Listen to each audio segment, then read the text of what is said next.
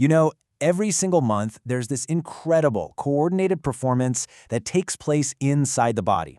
It's truly a symphony of hormones and biological signals, all working in perfect time. So in this explainer, we are going to pull back the curtain on the menstrual cycle. And really, it all boils down to this one question that's just wild when you think about it. How on earth does the body build an entire organ lining, maintain it, and then, if pregnancy doesn't happen, bring in a wrecking ball and tear the whole thing down, only to start rebuilding it a few days later? It's one of the most amazing feats of biological engineering. To understand how, we have to start where the whole show begins. And surprisingly, it's not in the ovaries. Nope, it's in the brain. The brain is the master conductor of this whole operation. Now, the conductor's baton, in this case, is a hormone called gonadotropin-releasing hormone, or GnRH for short. It's made deep inside the brain in a little area called the hypothalamus, and its job is to send out the starting signal, that very first beat that gets the entire hormonal orchestra warmed up and ready to play. But here is the secret, the real twist in the story. The message isn't just in the hormone itself. The real information is actually encoded in the rhythm, the pulse of its release. See, the brain doesn't just send out a steady stream of GnRH. It sends it out in these carefully timed bursts. And believe me, this rhythm is everything. And this is basically the brain's secret code. The pituitary gland is downstairs, listening intently to the frequency of these GnRH pulses. If the pulses come in fast, like more than once an hour, the pituitary goes, "Okay, loud and clear, time to release luteinizing hormone." But if the pulses are slow, say one every 2 or 3 hours, it says, "Got it, slowing it down, let's release follicle-stimulating hormone instead." It's just a beautiful, elegant communication system. Okay, so the brain is setting the beat. Now let's follow that rhythm down the line and see how it kicks off this whole cascade of chemical messengers, with each one playing its part in perfect sequence. Responding to those rhythmic signals, we've got our two lead musicians from the pituitary gland. First up is FSH, follicle-stimulating hormone. And it does exactly what its name says. It travels to the ovaries and tells a group of follicles, each one holding an egg, to start growing up.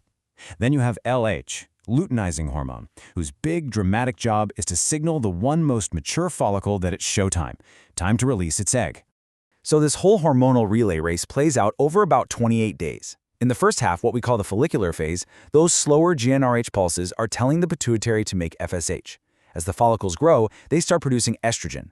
Now, this rising estrogen is a super important signal, because right around day 14, when estrogen levels hit their peak, it flips a switch and causes that massive surge of LH, and that's the starting gun for ovulation. After the egg is out, in what's called the luteal phase, the little structure left behind in the ovary begins pumping out our next key player, progesterone.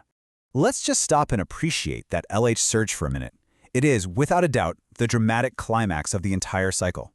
Most of the month, estrogen has this calming effect on the brain, like, hey, take it easy, which is a classic negative feedback loop. But for this one moment when estrogen levels get high enough, the whole system flips on its head. It becomes a positive feedback loop, screaming at the pituitary to release all the LH it has stored up.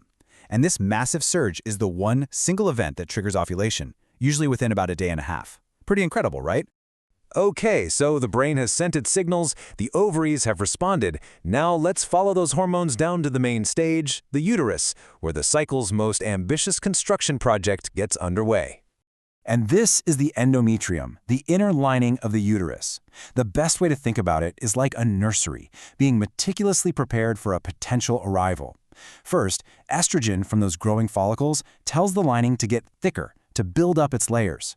Then, after ovulation, progesterone comes in to do the interior decorating, making it super receptive, developing glands and blood vessels, all to nourish an embryo. But you know, what if an embryo doesn't implant? Well, the hormonal support system gets withdrawn. The project is officially canceled, and the body doesn't just leave this beautifully constructed tissue sitting there. No way. It initiates a complete, controlled demolition to clear the site for the next cycle's renovation. And the trigger for this whole demolition phase? It's actually super simple. A sharp drop in progesterone. That one chemical change is the signal that basically unleashes a specialized crew of enzymes inside the endometrium. And their one and only job is to start the systematic breakdown of the very tissue that was so carefully built up. And here they are. Let's meet the demolition crew. They're a family of enzymes with a very cool name, matrix metalloproteinases, or MMPs. Now, all through the second half of the cycle, progesterone acts like a foreman with a padlock, keeping these powerful enzymes inactive. But as soon as those progesterone levels plummet, the padlock comes off. The MMPs are unleashed, and they get right to work, breaking down all the structural proteins that hold the endometrial lining together, which leads to it being shed. So this entire symphony is, as you can see, incredibly precise. It all hinges on that perfect rhythm coming from the brain. Which leads to a really important question. What happens when the conductor's beat is out of tune? This is where it all comes full circle. Check out this quote from an NIH study. It says that in a condition like polycystic ovary syndrome, or PCOS, the GnRH pulses coming from the brain are persistently too fast. And, as we just learned, what do fast pulses do? They tell the pituitary to favor making LH over FSH. And here's the crucial takeaway. That single change in rhythm, that out-of-sync beat from the brain, is enough to throw the entire hormonal cascade out of whack. That delicate balance between LH and FSH gets all messed up, which can interfere with how follicles develop, it can prevent ovulation, and totally change the cycle's regularity. It's just a perfect example of how vital that precise, rhythmic communication really is for the whole system to work. So, from a simple pulse in the brain to a full-scale renovation project in the uterus, this is one of the most dynamic, complex, and frankly brilliant systems in the human body, and it resets and repeats itself month after month.